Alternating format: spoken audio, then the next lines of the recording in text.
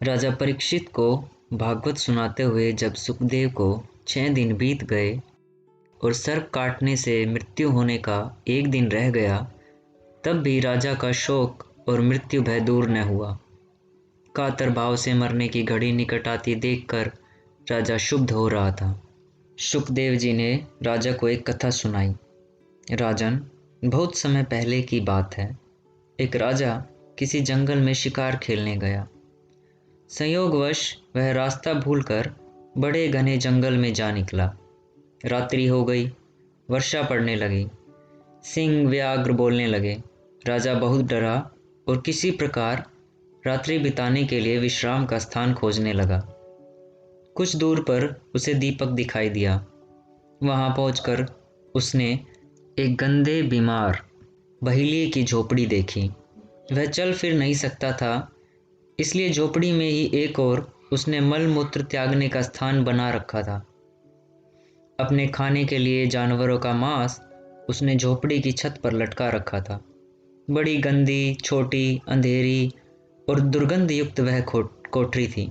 उसे देखकर राजा पहले तो ठिठका, पर पीछे उसने और कोई आश्रय न देखकर विवशतावश उस बहेलिये से अपनी कोठरी में रात भर ठहर जाने के लिए प्रार्थना की। बहेलिये ने कहा, आश्रय हेतु कुछ राहगीर कभी कभी यहाँ आ भटकते हैं और मैं उन्हें ठहरा लेता हूँ, लेकिन दूसरे दिन जाते समय वे बहुत झंझट करते हैं। इस झोपड़ी की गंध उन्हें ऐसी भा जाती है कि फिर उसे छोड़ना ही नहीं चाहते। इसी में रहने की कोशिश करते हैं और अपना कब्जा जमाते हैं। ऐसे झंझट में मैं कई बार पड़ चुका हूँ। अब किसी को नहीं ठहरने देता, आपको भी इसमें नहीं ठहरने दूंगा। राजा ने प्रतिज्ञा की, कसम खाई कि वह दूसरे दिन इस झोपड़ी को अवश्य खाली कर देगा। उसका मकान तो बहुत बड़ा है, यहाँ तो वह संयोगवश ही आया है, सिर्फ एक रात ही काटनी है। बहेलिये ने अन्यमनस्क होकर राजा को झोपड़ी के कोने में ठहर जाने दिया, पर दूसरे दिन प्रातःकाल ही बिना झंझट किए झोपड़ी खाली कर देने की शर्त को फिर दोहरा दिया। राजा एक कोने में पड़ा रहा, रात भर सोया। सोने में झोपड़ी की दुर्गंध उसके मस्तिष्क में ऐसी बस गई कि सवेरे उठा तो उसे वही सब परम प्रिय लगने लगा। राजकाज की बात भूल गया और वहीं निवास करने की बात सोचने लगा।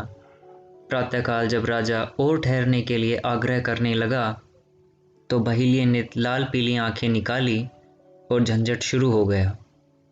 झंझट बड़ा उपद्रव और कलह का रूप धारण कर लिया। राजा मरने मारने पर उतारू हो गया।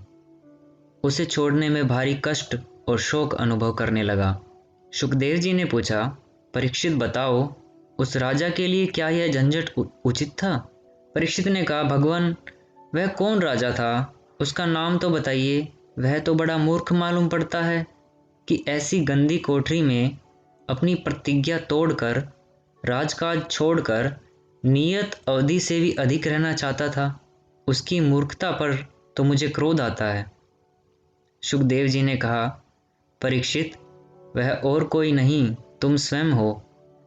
इस मलमूत्र की कोठरी देह में जितने समय तुम्हारी आत्मा को रहना आवश्यक था, वह अवधि पूरी हो गई। अब उस लोक को जाना है जहां से आप थे। इस पर भी आप झंझट फैला रहे हैं।